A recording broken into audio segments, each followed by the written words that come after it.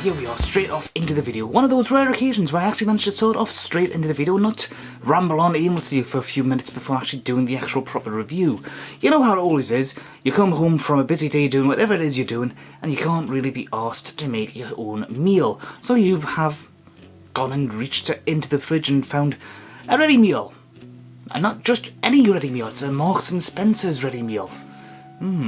Established 1884, that's what that text there says under the M&S. M&S, Marks and Spencer's, Marks and Sparks, Markies. Yes, that upmarket brand of British supermarket type bits of everything. Type stores that sell pretty much anything from clothes to other goods to food and God knows what else, and always tend to be far more pricey than anywhere else, and yeah, people still insist on going there for some reason. Oh well, so we have one of their ready meals. And I've got to admit, I've never actually tried any of their ready meals before, and I thought, why the hell not?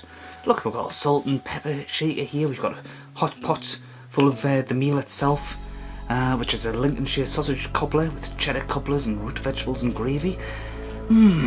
Yes, that is actually starting to sound quite tasty. Just a bit of a shame that it actually came in a plastic pot, which I've gone and put in the microwave, because obviously it's not here. I just decided to save a little time by getting it cooked first, before actually doing anything else. But that's basically what the meal's supposed to look like if it was cooked traditionally and not pre-packed like this. Let's just see what the warnings are here, serving suggestions and so on. We've got the traffic light numbers, so red, orange and green, although at this angle it's a bit hard to tell the difference.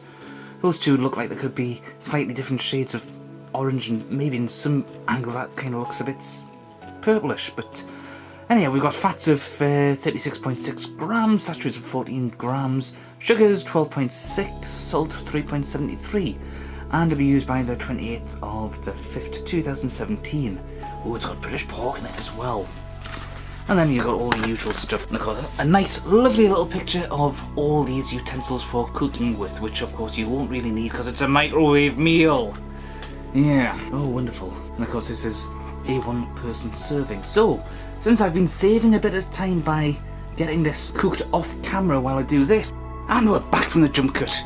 Right, doesn't that look appetizing?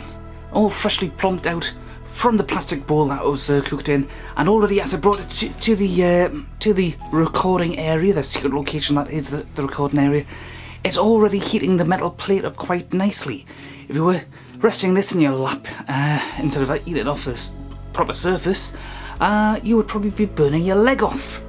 You know, or at least sticky dancing a bit and try and move it onto something else that wasn't going to give you third-degree burns. But, yeah, that really looks appetizing, doesn't it? We basically get 3 dumplings, that's what these are.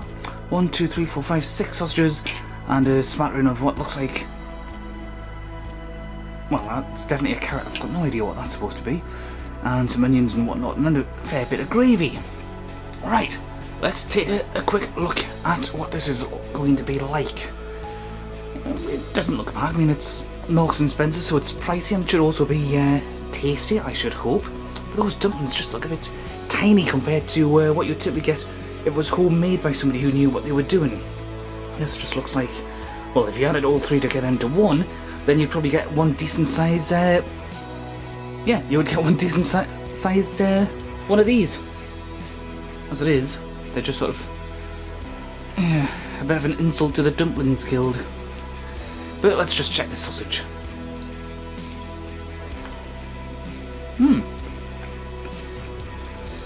that's already soaked up a bit of the gravy already, and you can sort of tell from the taste of how saturated it is by the gravy that the taste of the gravy is basically taking over any taste the sausage possibly ever had to begin with, which most likely means it had next to none.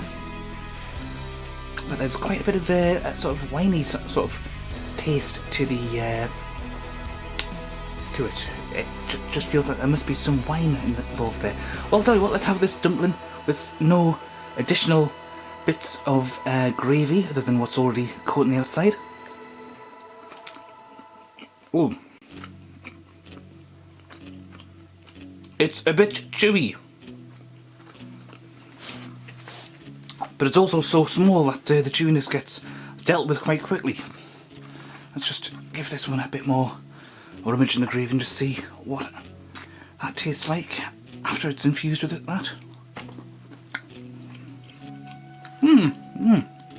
Yeah, the gravy is obviously very tasty. It's the gravy that's providing most of the taste. Let's try one of these carrots. Ooh, a bit raw. I put this in for the full 4 minutes, which is the recommendation that the packaging gave. But yeah, that's 2 carrots down and they're all a bit raw. Let's just try this one. Yep, still none the wiser as to what that was, because there was virtually no taste to it beyond what I recognise as the gravy. Now this is Lincolnshire sausage cobbler with cheddar cobblers and root vegetables and gravy. There's supposed to be a bit of a cheesy taste to some of these dumplings, but I'm not getting that at all. So I'm starting to think that they're telling a whole load of cobblers in their packaging here.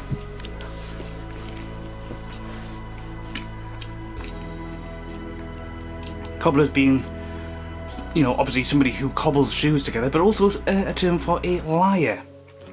But as far as a quick fix meal is concerned, this isn't bad. It's just that it could be a lot better.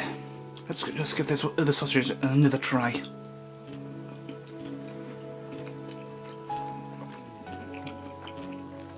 Yep, most of the taste is coming from the gravy. Thankfully, the gravy is very, very tasty, but as for whether or not this is actually going to fill me up, I don't know. It might fill a hole, but it'll probably only fill a hole for about 5 minutes. Oh well. Given it's a Marks and Spencer's meal, it's a bit of an expensive rip-off.